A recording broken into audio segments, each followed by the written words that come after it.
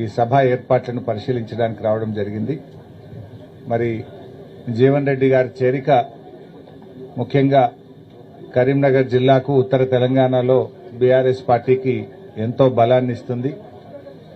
వారు రాజకీయాల్లో చాలా విలువలతో కూడినటువంటి రాజకీయం చేసినటువంటి సీనియర్ నాయకులు. వారిని ఇప్పుడే మర్యాదపూర్వకంగా వారిని ఇంట్లో కలిసి ఈ సభ ఏర్పాట్లు చూడడానికి ఇక్కడ రావడం జరిగింది. మిగతా విషయాలన్నీ అధ్యక్షులు వర్కింగ్ ప్రెసిడెంట్ కేటీఆర్ గారు చెప్తారు. నేను ఒక చిన్న విషయం, 2 విషయాలు మాట్లాడి I will hand over the mike to working president. అయితే నిన్న పార్లమెంట్లో మనం చూసాం, 2 విషయాలు ఇవాళ చాలా బాధ కలుగుతా ఉన్నాయి. ఒకటి, బీజేపీ ఎంపీ తెలంగాణ మీద మాట్లాడినటువంటి మాటలు ఇవాళ యావత్ తెలంగాణ ప్రజల ఆత్మగౌరవాన్ని దెబ్బతీసే విధంగా ఉంది. ఇవాళ బీజేపీ ఎంపీ మాట్లాడిన మాటలపై కిషన్ రెడ్డి గారు ఇంకా వెనకేసుకొచ్చే ప్రయత్నం చేస్తున్నారు. తేజస్వి సూర్య మాట్లాడిన మాటలు చూస్తూ ఉంటే తెలంగాణ గుండెలు రగిలిపోతా ఉన్నాయి. బేషరతుగా క్షమాపణ చెప్పాల్సింది పోయి కిషన్ రెడ్డి గారు ఇంకా వెనకేసుకొచ్చే ప్రయత్నం చేస్తా ఉన్నారు. తెలంగాణ రాష్ట్ర ఏర్పాటును ఇండియా పాకిస్తాన్తో పోల్చడం, దేశ విభజనతో పోల్చడం అంటే 4 కోట్ల ప్రజల ఆత్మగౌరవాన్ని దెబ్బతీయడం. తెలంగాణ ఉద్యమం అనేది కేసీఆర్ గారి నాయకత్వంలో సకల జనులు 4 కోట్ల ప్రజలను ఒక్కటై పోరాడి ప్రజాస్వామ్య ప్రక్రియలో తెలంగాణ సాధించుకున్నాం. డాక్టర్ బాబాసాహెబ్ అంబేద్కర్ గారు రాసినటువంటి రాజ్యాంగంలోని ఆర్టికల్ 3 ప్రకారంగా తెలంగాణ రాష్ట్రం ఏర్పడ్డది. కానీ తేజస్వి సూర్య గారు ఇదేదో పాకిస్తాన్ భారతదేశ విభజన జరిగిందనే విధంగా దాన్ని మాట్లాడడం అంటే అమరుల త్యాగాలను, తెలంగాణ ప్రజల పోరాటాన్ని చిన్నచూపు చూడడం. ఇది ఇండియా పాకిస్తాన్ విభజన లాగా జరగలేదు.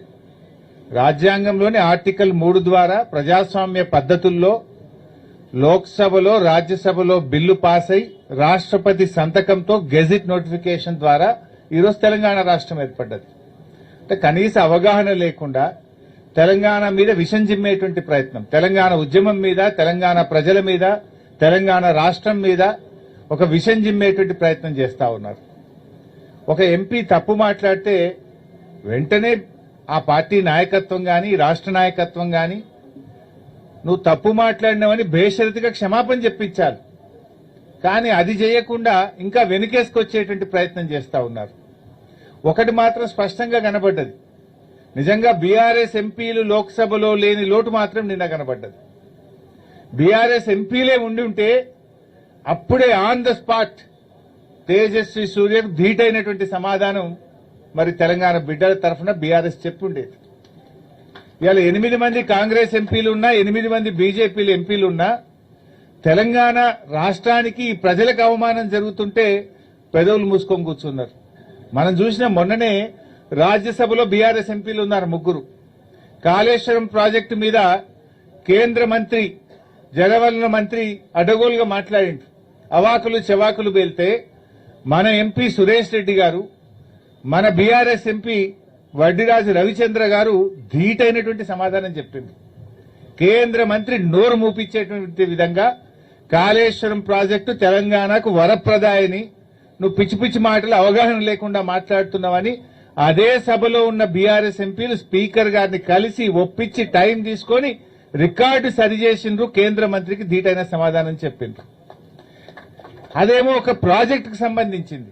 ఇది యావత్ తెలంగాణ జాతిని అవమానపరిచే విధంగా, తెలంగాణ రాష్ట్ర ఏర్పాటు ప్రక్రియనే అవమానపరిచే విధంగా, తెలంగాణ 4 కోట్ల ప్రజలను ఆత్మగౌరవాన్ని దెబ్బతీసే విధంగా మాట్లాడితే 8 బీజేపీ ఎంపీ, 8 కాంగ్రెస్ ఎంపీలుండి ఏం లాభం? ఎందుకు పెదవులు మూసుకున్నారు అని నేను అడుగుతా ఉన్నా.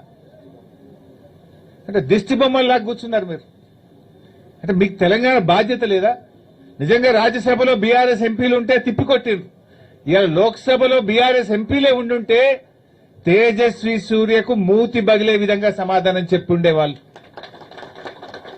ఇది స్పష్టంగా అర్థమవుతుంది. బీఆర్ఎస్ లేని లోటు ఇలా మనకు స్పష్టంగా కనబడతా ఉంది.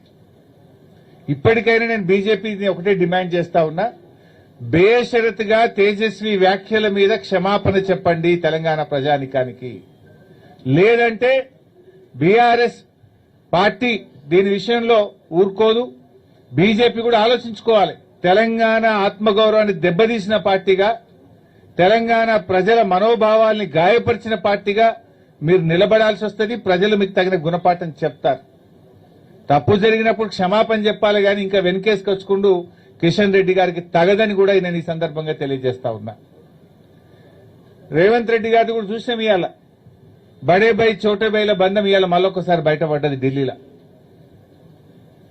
రేవంత్ రెడ్డి గారు మొన్న రాష్ట్ర విభజన పార్లమెంట్ లో బిల్లు పాస్ విషయంలో, లోక్సభ సీట్ల పెంపు విషయంలో హైబ్రిడ్ విధానం అని చెప్పి ఒక విధానం తెచ్చిండు. హైబ్రిడ్ సంగతి ఏందో ఇలా అర్థమైపోయింది. Cross breed.